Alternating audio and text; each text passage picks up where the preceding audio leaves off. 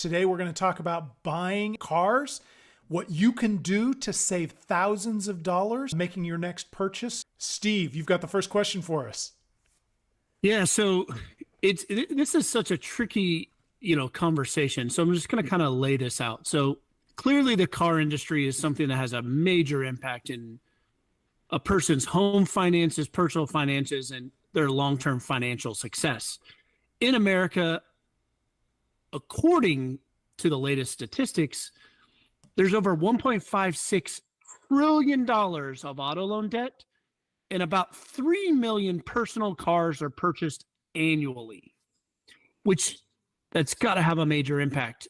And so the first question is, Nathan, how should you go about getting a car loan to save you real, meaningful dollars? Let's start with the most important thing about a car loan, which is going to be the interest rate. And there's really two things that go into what interest rate you're going to get. First is going to be your credit quality. How good a credit do you have? And the second is going to be how you shop around for that loan to make sure you get the lowest rate that's actually available to you, regardless of your credit. And so for that reason, I always recommend for people to go to their current bank or credit union very first and see if you can get pre-qualified for a loan. How do you do that if you don't know what car you're buying? Because isn't the credit union or the bank going to look at you and say, well, I don't know if you're buying a Rolls Royce or a Kia. So how am I supposed to pre-approve you for a loan? Well, right. And it could even be they're going to ask you, is this for a new car or a used car? So it goes even deeper than that instead of just assuming that it's even going to be a new car. You might need a $3,000 loan or you might need a $75,000 loan. But there's a couple of different ways that the bank will go about it. And it really depends upon the bank or the credit union or even the online financier that you use. What you're going to first want to know is at least approximately how much the car is that you're looking for. That's usually the good question of what kind of car you're going to be looking for.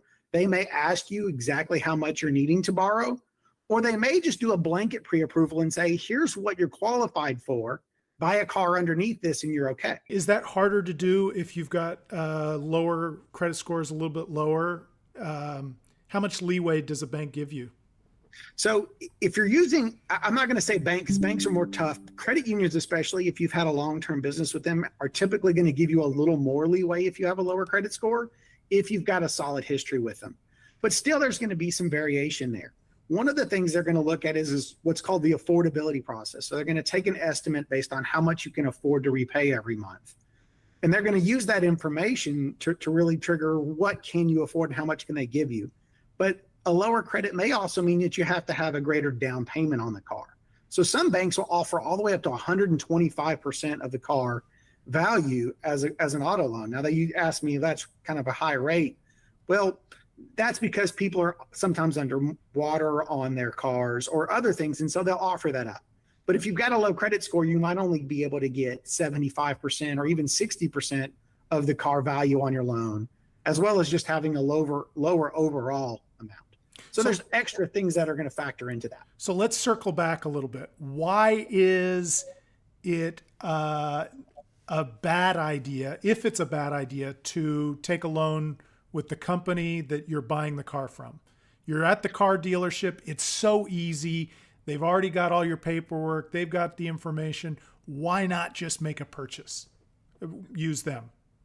So we hadn't got that far yet, so I won't say you shouldn't use them. And in fact, there are many times where they're going to give you the best rate possible, but they're not required to give you the best rate possible.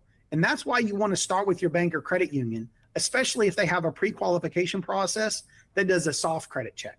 So if you go into your bank or your credit union and they say, hey, I'm going to offer you a 5% interest rate at, for a $30,000 car, well, now you already have that prepared.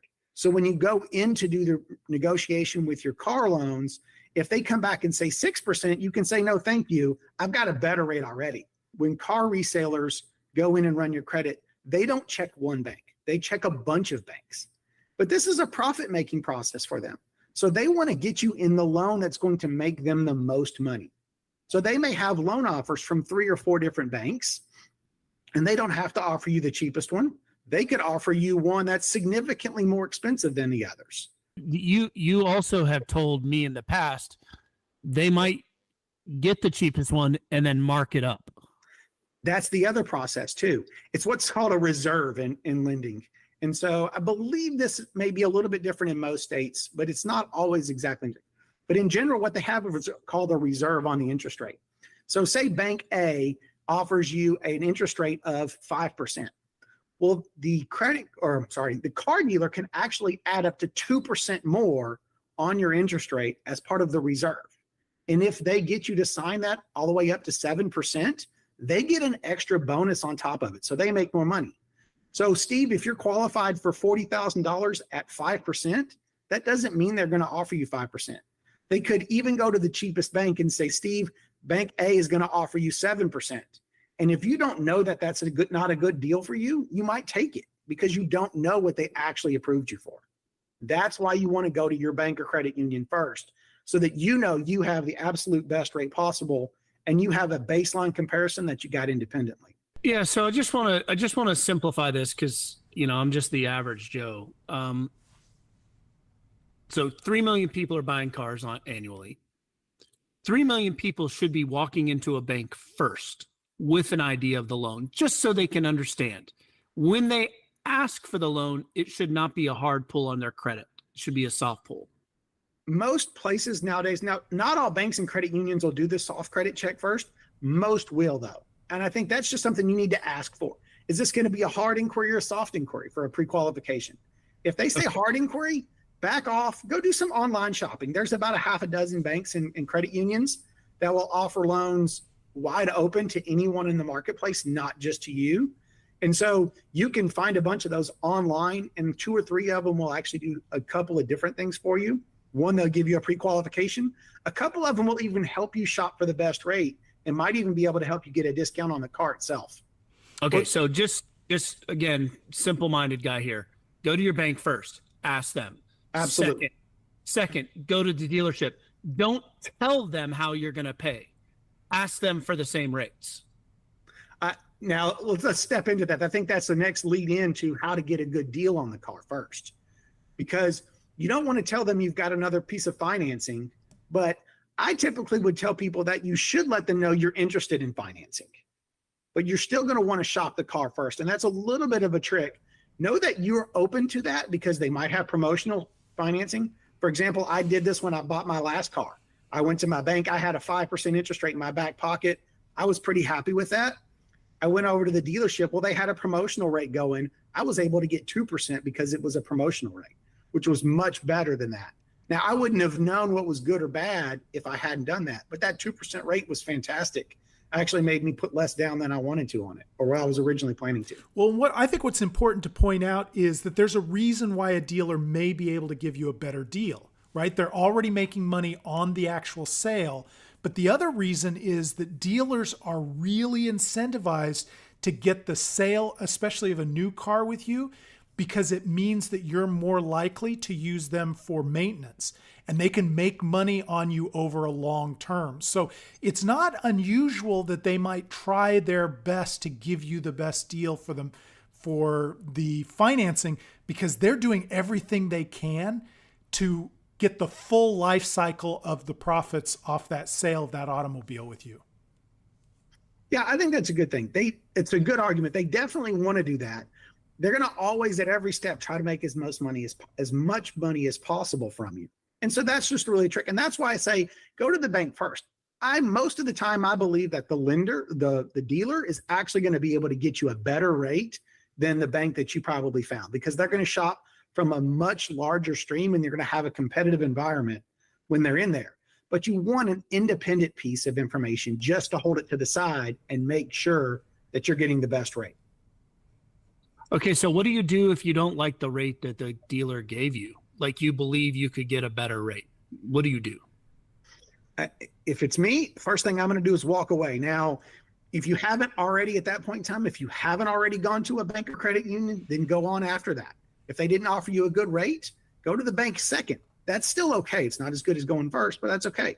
And if you didn't get a good rate from your bank and you didn't get a good rate from the dealer, well, then maybe it's time to start going back and looking at your credit and saying, is there an issue with my credit that's preventing me from getting the right kind of loan?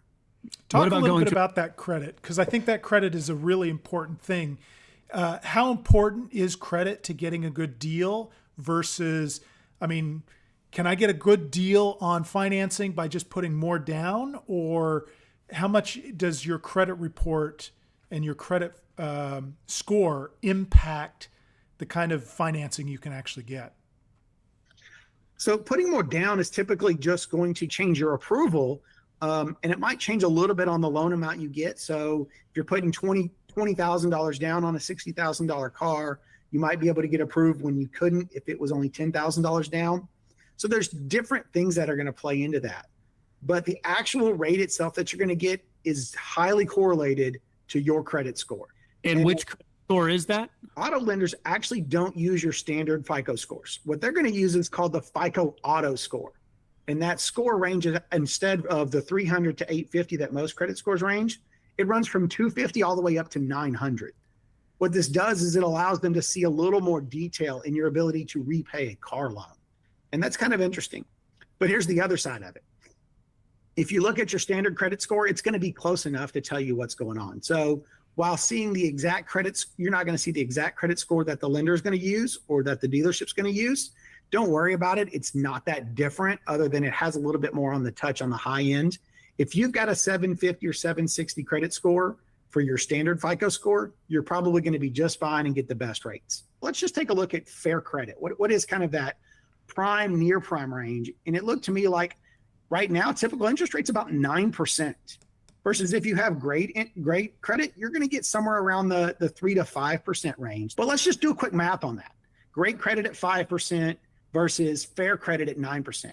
And let's take the average cost of a car right now, which is about $35,000. Well, if you go out and you finance on a 5-year loan, which is pretty common, you're starting to see more and more 72 and 84-month car loans. I would say stay away from those. So that's why I went back to the 60-month loan. I think they're more responsible. A 60-month loan at 9% interest rate, that's going to be $727 a month. And that $35,000 car would cost you $43,593. Now, that's over $8,000 in interest you're going to pay at that 9% rate. Now, you're still going to pay some interest if you have a good credit, though. You're going to have to pay that 5% if you don't have cash on hand. At a 5% interest rate, that same loan for that same $35,000 car is $660 a month. It's a $67 a month savings. Over the life of the loan, it's over $4,000 in savings. Okay, so how long does it take to go from fair credit to great credit? That's a good question. I can't tell you exactly how long because it's all going to depend on exactly what's in your credit score, what's in your credit report. I can tell you that at a bare minimum, it's going to take 30 to 45 days. And that's because of how credit reports process and how the data moves. So you're going to expect that it's going to be at least 30 to 45 days. Now, that's if you have money on hand and you can go out and fix the major issues that are on your credit report. If you can't, and it's going to take a little time, for a 60 to 80 point jump, which is what I would say fair credit to great credit change is, it might take you more like 90 days to 180 days, maybe even a little bit longer to take that far jump up. But still, you're talking about a couple months to 6 months to say $4,000, which is a lot of money. Yeah, if you can make the changes needed in your credit report, then absolutely. I think you could wait 2 months. Oftentimes, people with fair credit, they only have a couple of things really wrong. Usually, it's their utilization on their credit score, on their credit cards. It's one of the biggest things. You pay down those balances if possible, and you can see a great big spike in your credit score, and you're going to be able to see a lot of improvement. Let's say I have $5,000 saved up to put down on my next car. At what point does it make more sense to use that $5,000 to pay down credit card debt in order to boost my credit score and increase my loan on the car? Is there a simple rule of thumb to think about that? Oh, there are about a dozen factors that would go into answering that question outside of that 5,000. But let me hit on a couple of those because I think it's a good question. It's an interesting question. And it's really going to depend first on what's the bare minimum down payment you can use for that car. So if you've got $5,000 sitting around for a down payment, you're going to have to use some of that. And so that's what you're going to have to look at. Some of that's going to be needed to pay taxes and things of that nature. Almost certainly, you're not going to be able to finance 100% of the car. So you're going to want to know that information if you can. And again, a pre-qualification might help you do that. The second thing is really going to be around what's the interest rate and the total outstanding balance that you have on your credit cards. So let's give you an example, a real simple example of who it would be a great idea for. Let's say Steve, and I'm going to pick on Steve again here for a minute. Steve needs $1,000 as a down payment for his car, no matter what. That's a bare minimum. So he can actually use $4,000 either for the pay down on his car or pay down his credit cards. Now, if Steve's sitting out there and he's only got 2 credit cards and his total utilization rate is 80%, but he's only got $4,000 in debt because he has a couple of small-ish credit card balances, him putting that $4,000 to the credit cards and paying them off is going to be the much better way to use that money. First, he's going to bring his utilization down to 0. That 80-point change in his utilization, it's going to add somewhere between 70 and 100 points to his credit score almost immediately. That's a fantastic thing. That's the 30-day I'm talking about. So he's brought his utilization down. But if he's been carrying that $4,000 balance on his credit card, he's also paying 22 to 24, maybe 28% interest on that. So now he's going to stop paying interest and save himself some money over there. And then he's going to come over here and he's going to save a lot of money on his car as well. So having all that money and just putting it towards a down payment, if it's not required to get the car, I wouldn't do that. I would absolutely take that money and put it over. Now, on the other side, if Steve's sitting over here and he's got $50,000 in credit card debt and he's got a $250,000 credit limit, that $4,000 isn't going to make a lot of a change, and it might be best to go ahead and put it on the car loan. I don't know for sure because there's a couple of other things factored in, but if you have a smaller balance on your credit card, I would absolutely go ahead and pay that off first. It's going to save you money both on the credit cards and on the car loan. Yeah, that's an interesting point about the credit card is that the reality is because the credit card is unsecured debt, it's almost always going to have a higher interest rate than a new car note. And so to your point, you can save a lot of money making sure that that unsecured debt is paid down as much as you can, especially if you take that, what you would have paid to the credit card, and you put it against your car note when you get it. Absolutely. And almost anytime you get a car note, they're going to have no prepayment penalty. So if you're saving $100 a month in interest by paying off your credit cards, take that $100, roll it back into your car loan. So instead of it being a $650 a month note and you paying $650, just pay $750. Bring that interest down fast. Putting that money in there early, especially during that first year of your car loan, it's drastically going to reduce the total interest you paid. It's much better to pay it early than it is to wait. Before we go, let me ask one more question. I think it's really interesting, this idea when you are negotiating with a car dealership, especially when they're trying to upsell you on all sorts of features on your car. One of the most popular questions they're going to ask you is, what payment are you looking for? Right? They are essentially, that question seems innocuous. It sounds like they're being really generous and making sure that you can afford the car that they are going to sell you. How do you deal with that question? Because it feels like a trap. Well, it feels like a trap because it is a trap. Anytime I'm talking to people and asking them, hey, how do you get the best deal on a car? The first thing I'm going to tell you is never answer the question of what kind of payment are you looking for. It just gives away too much information to the dealer. And what they're going to do then is they're going to work very hard to get you to the payment, because here's what happens. You say, I can afford $650 per month. And so they're going to do all the work and get you to a $650 payment and forget about all the other economics. And then they're going to say, hey, you said you could do $650, so here's your loan. And then you stop to look at it and they've charged you an extra $2,000 on your car, and they've given you a 7-point interest rate when it should have been a 5% interest rate. And so when somebody asks me that, I just tell them, look, we're going to look at the car first, and we're going to find the value of the car. Then we'll work on finances. The payment is just a piece of math on the back end. I always say, jump in first and get the best deal you can on the car. Then move forward and get the best deal you can on the loan. You don't want to give them so many different levers, because when you give them a monthly payment that you want to afford, They can push that loan to a 72-month loan. They can do all sorts of things to make it look like they're making something affordable when all they're doing is saddling you with more debt or more car than you really need. Yeah. And I'll give you a personal example. About 6 years ago, the second or third time I bought a car, so I was still really new at this process, maybe more than that. I shouldn't say 6 years, probably 10 years ago. I absolutely had a dealer do that to me. And I caught him before we signed the paperwork, but he tried to do it. We were talking, I answered his question. He said, how much do you want to pay? I think I said something like $500. It's all I could afford. Well, we were looking at it and I looked at it and knew that he could do better on the interest rate. And he was only about $30 off at that point in time in the negotiation. And he walked off and he came back and all of a sudden the payment was less. And I said, well, what did you change? And because I looked at it and nothing changed. The interest rate didn't change. The amount for the car didn't change. I was like, oh, well, we added 6 months to your term. I'm like, well, that's just a really bad deal. All you did was take that $25 a month and put it towards the end and ended up making me pay an extra $1,000 in interest. So he didn't actually give up anything. He made it a worse deal for me just to meet that number. And so that's why I will say never give them a payment amount. Focus in on what's important, which is the loan amount and the interest rate. If anybody out there has additional questions about this or any other personal finance topics, post them below in the comments and we will almost certainly get to it in a future live event. Thanks for joining us.